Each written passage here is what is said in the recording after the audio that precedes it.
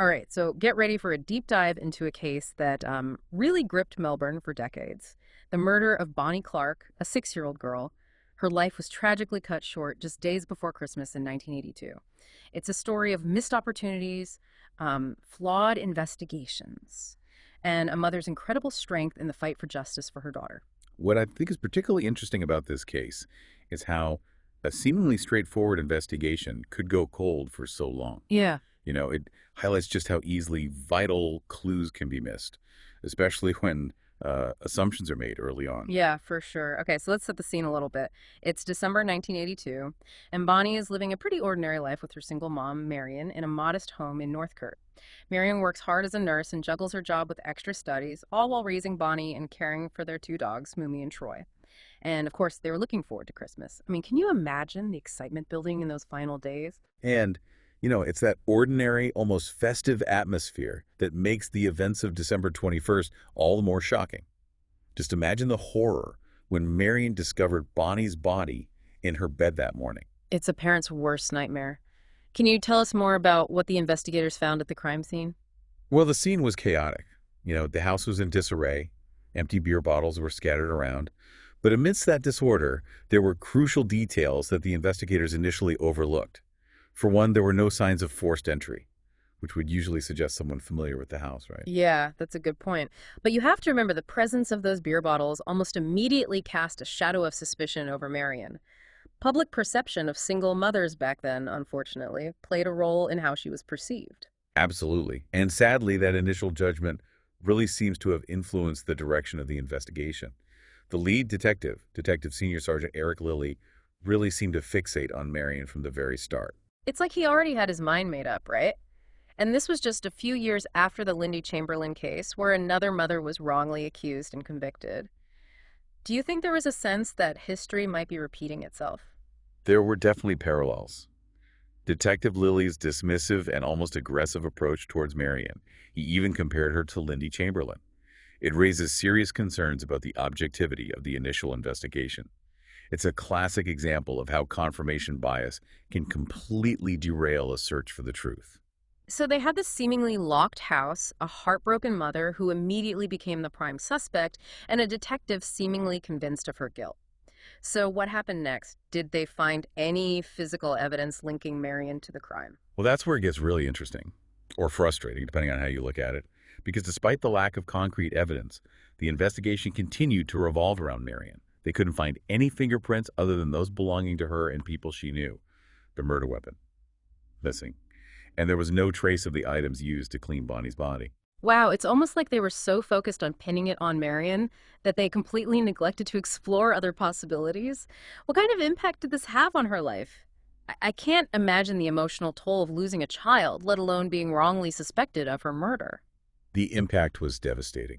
Marion dropped out of university. She even contemplated suicide. And she faced just relentless judgment from her community. People would call her at all hours of the day and night, accusing her of just unthinkable things. The constant scrutiny and suspicion forced her into a life of isolation. It's a stark reminder of how a flawed investigation can have just far-reaching consequences, not just for the victim, but for those wrongly accused as well. So for nearly 20 years, the case went cold, leaving Marion to cope with the loss of her daughter and this constant weight of suspicion. Right, and it really seemed like justice for Bonnie might never be served. But then there was a twist of fate. Bonnie's father, Dennis, who had been largely out of the picture, was diagnosed with terminal cancer. And in a desperate attempt to find answers before his time ran out, he reached out to a cold case detective. That's gotta be a powerful motivator. So who were these detectives that took on this, decades-old case? Well, the case landed on the desks of detectives Ron Idles and Tim Day. And their approach was drastically different. They weren't afraid to actually use the media to bring the case back into the public eye. That's a pretty bold move considering the sensitivities surrounding the case. So was this media attention what ultimately cracked the case open? It was a crucial factor. See, their decision to publicize the case actually sparked a memory in a woman named Kylie Ward.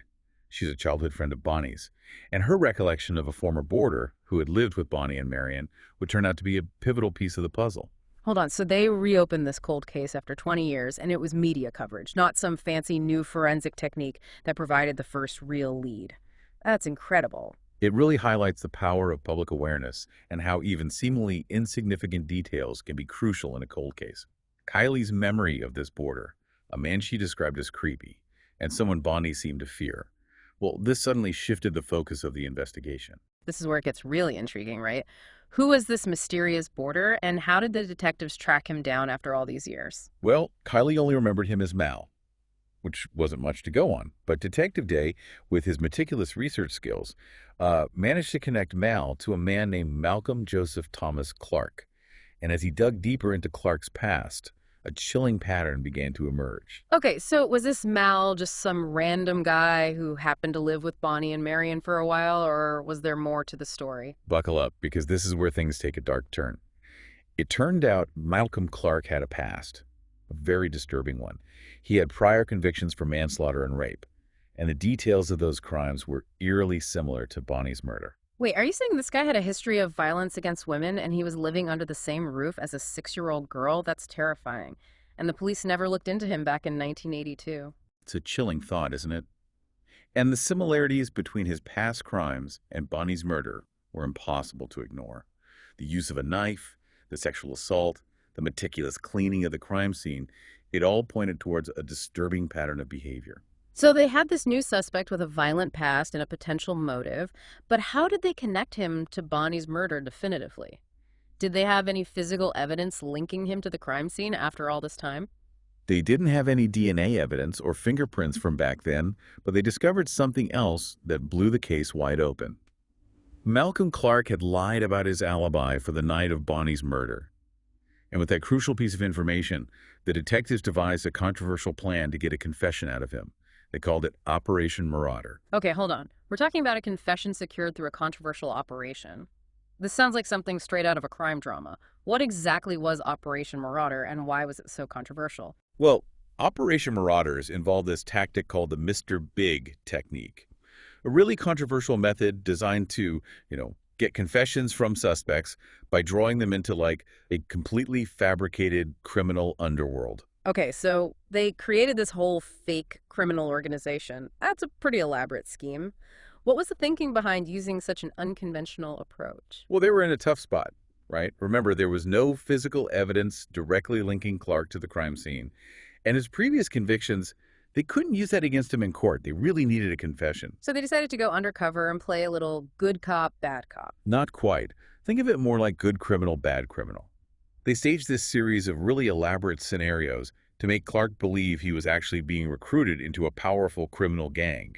They even went so far as to plant these fake news stories about DNA evidence being found, like implying that the net was closing in. It sounds like they pulled out all the stops to really create a believable illusion. So how did Clark react to all of this? Did he buy it? He did. Clark was gradually drawn into this fake criminal network, befriended by undercover officers who gained his trust and basically convinced him that they could protect him from this looming threat of the DNA evidence. So they tricked him into thinking he was joining a gang that could make his problems go away. And then what? They just casually brought up Bonnie's murder and hoped he'd spill the beans. It was a little more nuanced than that. They built a relationship with him, created a sense of camaraderie, even loyalty. They presented themselves as a group that really valued honesty and discretion, even when it came to past deeds. So they created an environment where confessing to a murder seemed like the best way to prove his loyalty to this so-called gang. That's a pretty risky strategy, don't you think? It definitely has some ethical implications. I mean, some people argue that the Mr. Big technique really manipulates vulnerable individuals, and that this can lead to false confessions.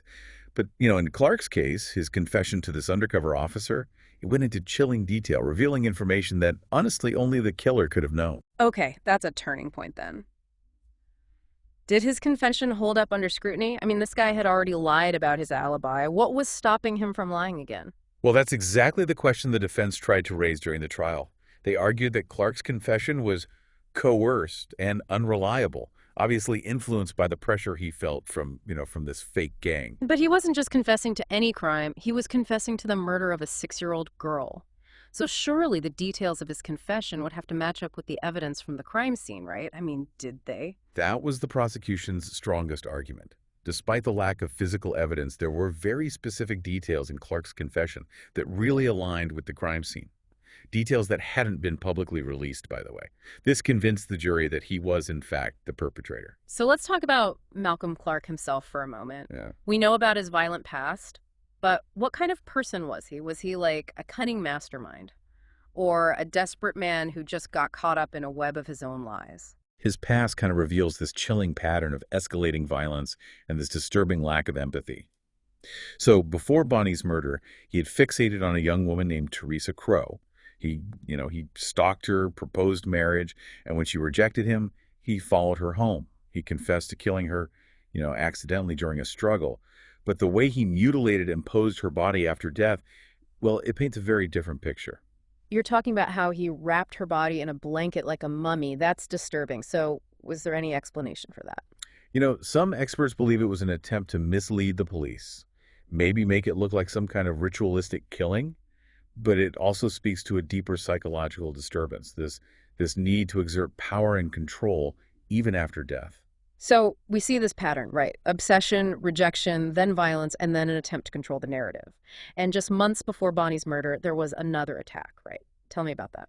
Yeah, so in 1983, he broke into the home of a woman we'll call Jane, and he attacked her with a knife, threatened her life, and raped her repeatedly. He even taunted her with details of his previous crimes and threatened to harm her young daughter. It's like he was reveling in the terror, the power he held over his victims. Was there anything else that stood out to you about this attack? One chilling detail. He told her not to get rid of any Yeah. potential, baby, like suggesting this desire to not only control her body, but also her reproductive choices.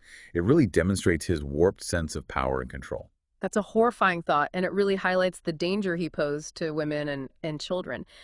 But back in 1982, while Bonnie's case was still unsolved, he was just a name on a list of potential suspects, right? He was. And it's a tragic reminder of those missed opportunities in the original investigation. If they had delved deeper into his past, if they had actually taken Kylie and Marion's concerns about him seriously, maybe, just maybe, they could have connected the dots sooner. That's heartbreaking. It makes you think about how we identify and assess these potential threats. What are the signs that, someone might be on this path toward escalating violence? Could anything have been done to intervene before he reached this point? That's a tough one. Experts are still grappling with that question. But we know certain factors can increase the risk of violence. Things like a history of childhood trauma, substance abuse, or a fascination with violence itself. And in Clark's case, we see that fixation on Teresa Crow, which, persisted for years. Could that obsession have been a red flag? Absolutely.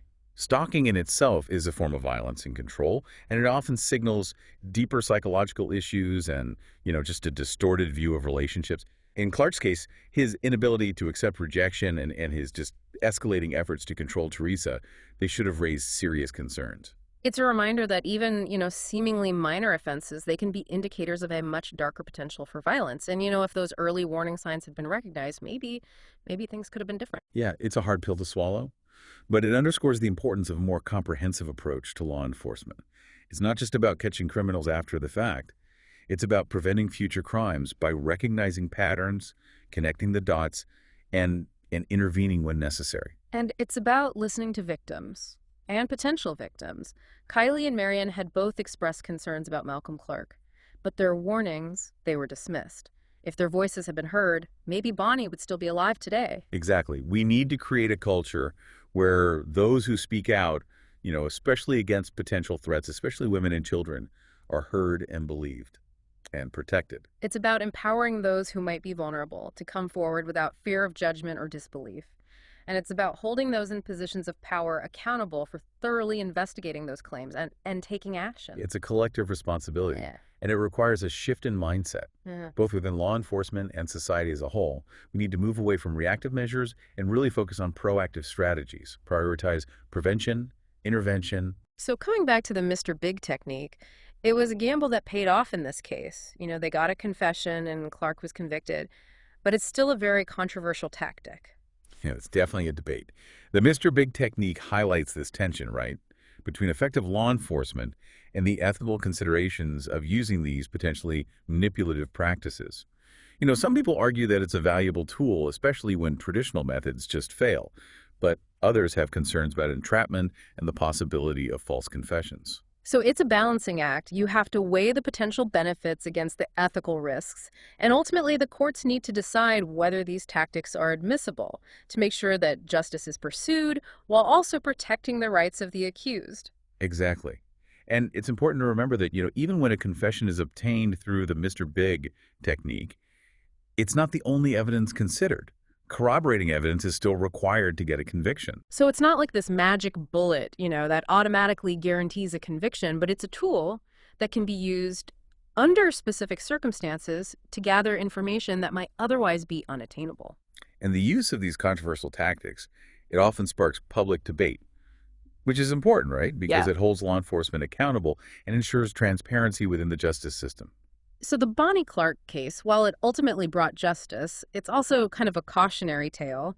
It raises a lot of important questions about investigative ethics, the reliability of confessions, and the need for greater accountability within the criminal justice system. Absolutely. And it underscores the vital role that public awareness, media scrutiny, and just having these conversations about these, complex issues, they all play a part in shaping a more just and equitable society.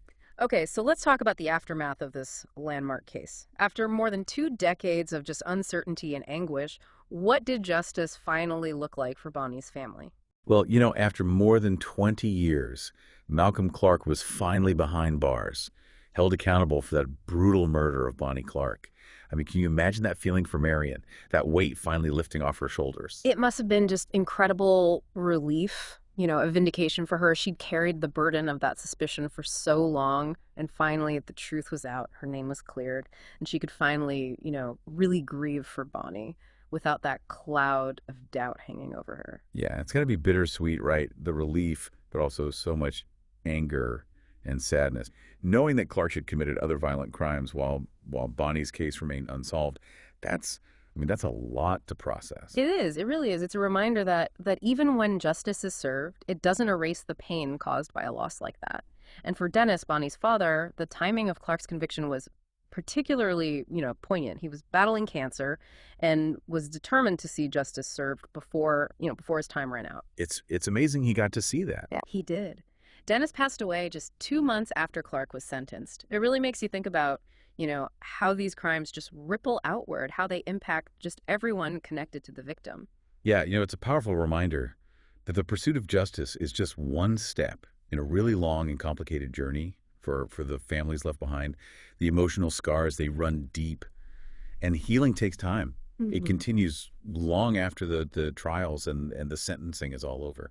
This case really had it all: a tragic murder, a botched investigation, a mother wrongly accused, a father desperately seeking justice, and then that breakthrough, fueled by media attention. It's like something out of a true crime novel. But it raises a lot of important questions too, about how we investigate these crimes, how we protect the innocent, and how we support victims and their families. Definitely. It highlights how crucial public awareness is and the role of the media in, holding those in power accountable. Mm. And it just shows how, advances in technology and good old-fashioned detective work, they can work together to bring resolution to cases that we thought were unsolvable. And for everyone listening, I hope this deep dive into the Bonnie Clark case has been, not just a fascinating look into a complex investigation, but also a reminder that truth matters, that seeking justice matters no matter how long it takes. It's a testament to just how resilient we can be as humans, Oh. and the unwavering belief that even in the darkest times, truth can prevail. And that's a good note to end on. Thanks for joining us for this deep dive into a case that really shook Melbourne and continues to remind us about how important vigilance, compassion, and the relentless pursuit of justice really are.